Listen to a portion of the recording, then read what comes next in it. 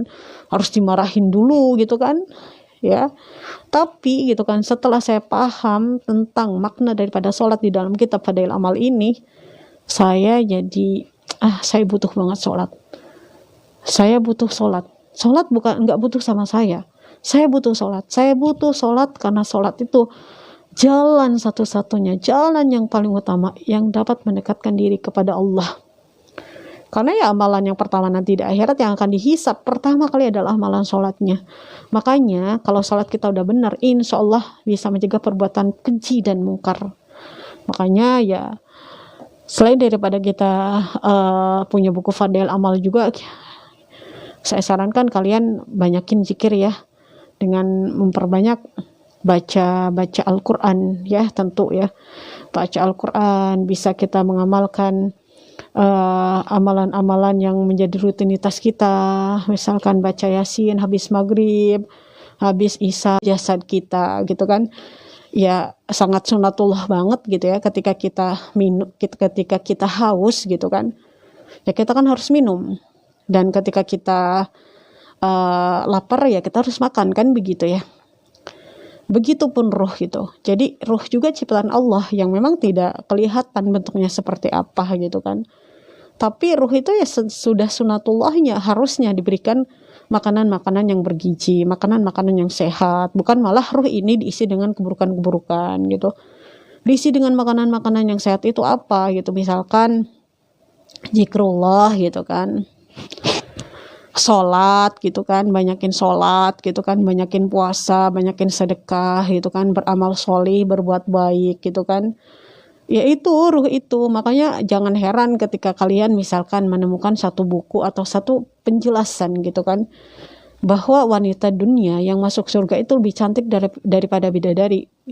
Walaupun di ibadahnya termasuk orang-orang yang betul-betul dimuliakan gitu. Karena ibadahnya orang yang bodoh sama ibadahnya orang berilmu itu kedudukannya beda ya di hadapan Allah. Makanya pernah mungkin kalian dengar satu cerita, ada setan yang mau menggoda gitu kan, di dalam satu mihrab gitu kan, tempat ibadah. Di situ ada orang yang sedang ibadah kepada Allah, satu lagi sedang tidur. Tapi setan lebih berani menggoda orang yang sedang ibadah, tapi enggak berani menggoda yang sedang tidur. Kenapa? Karena orang yang sedang tidur itu adalah orang yang berilmu. Makanya saya sarankan kalian ibadah itu jangan sampai karena ikut-ikutan, tapi karena betul-betul kalian tahu bahwa ini penting loh, ini butuh loh, saya butuh gitu. Karena sebenarnya hakikatnya ibadah itu bukan Allah yang butuh, tapi kita yang butuh gitu. Ya seperti gini, Allah tuh kan sudah menciptakan unsur roh dalam tubuh kita gitu kan. Dan isya kita jaga sholat kita gitu kan dengan benar, gerakannya juga sesuai dengan apa yang diperintahkan, apa yang dicontohkan oleh Nabi gitu kan. Terus kita juga hati kita dijaga terus, walaupun memang kita sebagai seorang muslim untuk mencapai derajat khusyuknya para nabi dan para tabiin, para salafus sholih, atau ya orang-orang yang sholih terdahulu, ya agak berat gitu ya, mungkin agak susah gitu. Tapi ya kita manusia itu kan tidak dituntut hasilnya, tapi memang upaya kita sejauh mana gitu. Dengan cara apa sih menghadirkan Allah dalam hati ya, kita terus belajar agama, memperdalam, mengenal Allah, bermakrifatullah gitu. Dengan cara kita terus belajar agama Islam gitu.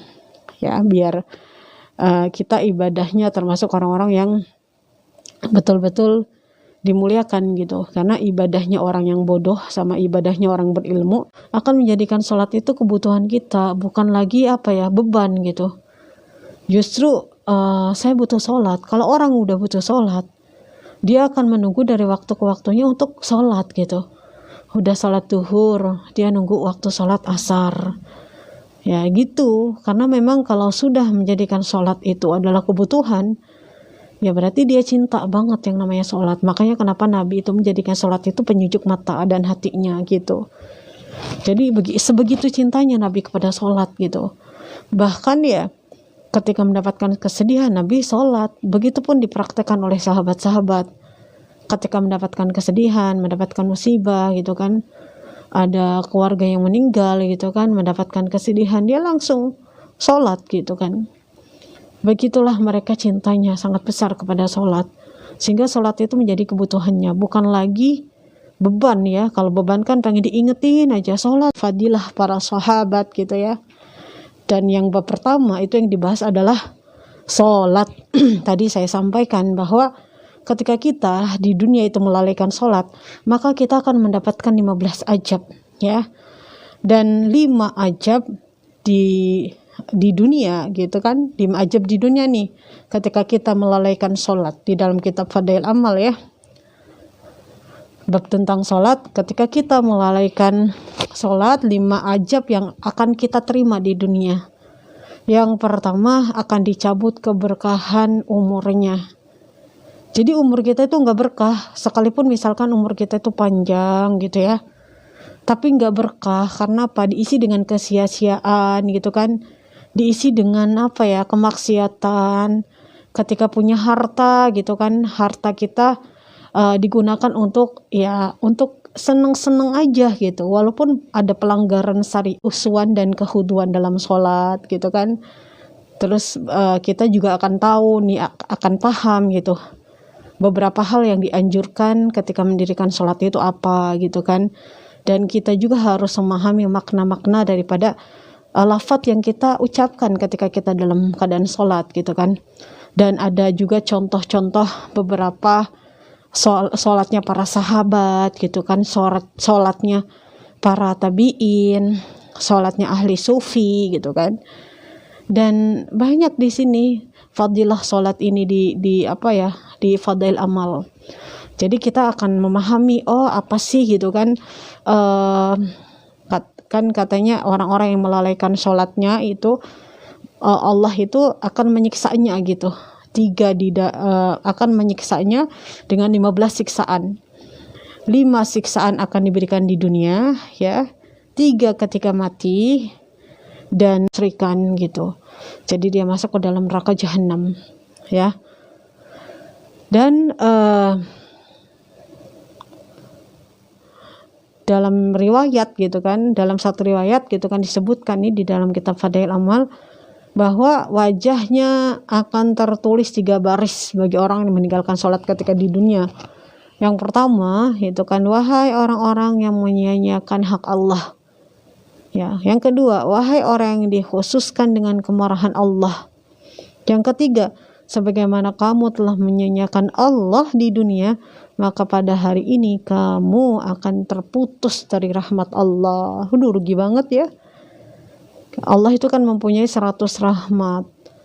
Jadi 99 rahmat itu nanti untuk di akhirat, dikhususkan buat orang yang beriman.